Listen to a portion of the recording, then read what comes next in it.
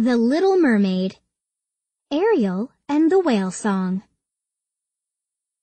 Ariel! Called a voice from beneath the brilliant blue water.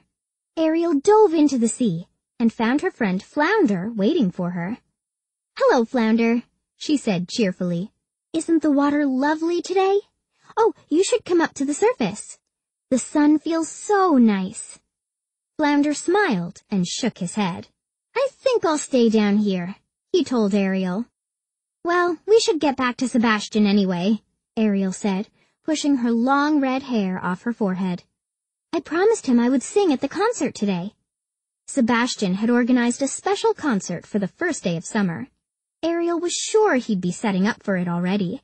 She was also sure that he would not be happy if she was late. Ariel and Flounder swam side by side toward home. Ariel admired the beautiful coral reef as they passed it. "There are always new things to discover in the ocean," she thought.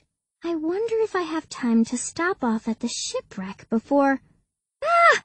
came a shout from behind her. Flounder was quivering and covering his eyes with his fins. "Oh, Flounder, it's just a little crab," Ariel assured him. She swam over to her frightened friend. "Really, there's nothing to be afraid of." She peeled Flounder's fins away from his eyes as the crab scuttled away. Flounder breathed a sigh of relief. "We need to toughen you up a bit." Ariel smiled and gently prodded him with her elbow. She loved her friend, but even she knew he was a bit of a scaredy fish. Ariel and Flounder continued on and finally reached Sebastian, who was leading the orchestra through one of the final songs of the concert. Ariel wasn't that late. Why was Sebastian rushing through the rehearsal? "Sebastian," Ariel said with a laugh, "slow down. We have plenty of time to get ready." "But, Princess, we don't," Sebastian told her. "This isn't just a concert to celebrate the start of summer. It is also a concert we are performing for the whales." "The whales?" Ariel asked. "Yes, don't you know?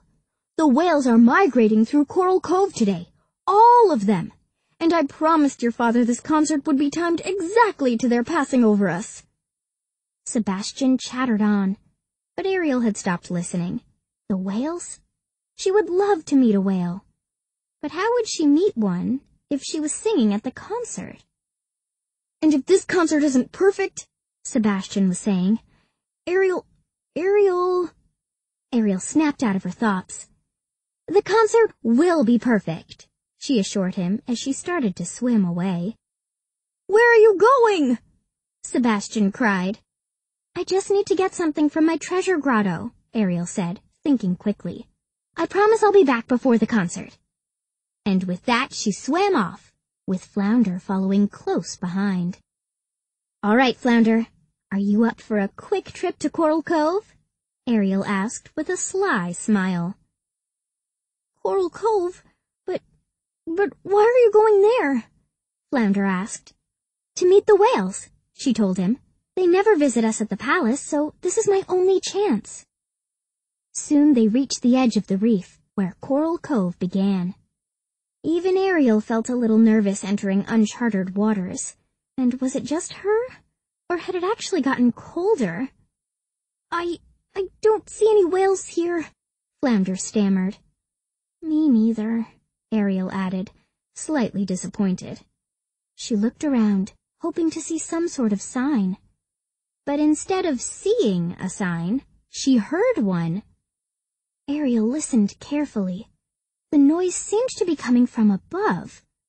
The closer she listened, the more it sounded like a song. "Flounder, follow me," Ariel said excitedly. She swam quickly toward the brilliant blue light that broke through the ocean's surface.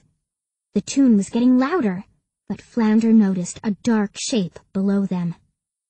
Ariel swam all the way up to the water's surface, hoping to find whatever was making the beautiful song.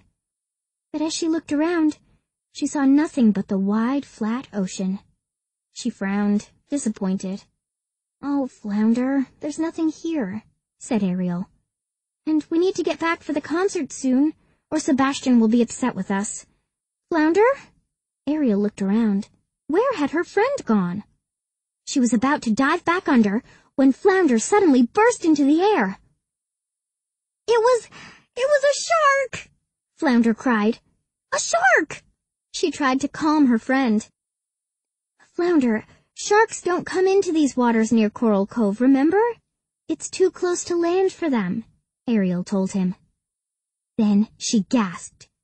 Something was approaching them, and it sure looked like a shark. Ariel dove beneath the waves to get a better look. It came closer and closer until it was so close that Ariel could make out a giant tail. But before she could figure out who the tail belonged to, it made a giant swooping motion, and an underwater wave surrounded Ariel and Flounder with bubbles. When the bubbles cleared, Ariel was amazed at what she saw. It was a mama whale and her baby, and they were singing. Whale song, Ariel whispered. It's beautiful, Flounder said, amazed, and also relieved there was no shark.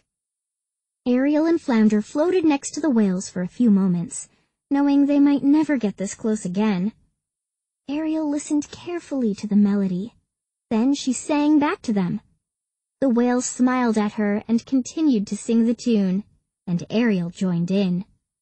Suddenly, the two whales headed straight toward the ocean's surface and flew into the air. They created a beautiful arc over the water, and then belly flopped onto the smooth surface of the sea. The huge waves sent Ariel and Flounder soaring into the air. When they landed back in the water, they both had to catch their breath. Then they burst into laughter. That was pretty fun, Flounder cried, still giggling. Thanks for making me come along, Ariel. Ariel smiled. It had been an amazing afternoon, but now it was time to get back home. Ariel and Flounder arrived just in time for the concert. When it was time for Ariel's solo, she decided to make a slight change. She belted out the beautiful whale song she had learned from the mama and baby whale. Sebastian looked at Ariel in surprise, and Ariel winked at him. As she continued to sing, she could feel the water's currents change, and she knew the whales were passing by. She smiled and sang even louder to celebrate the start of summer and to honor her new friends.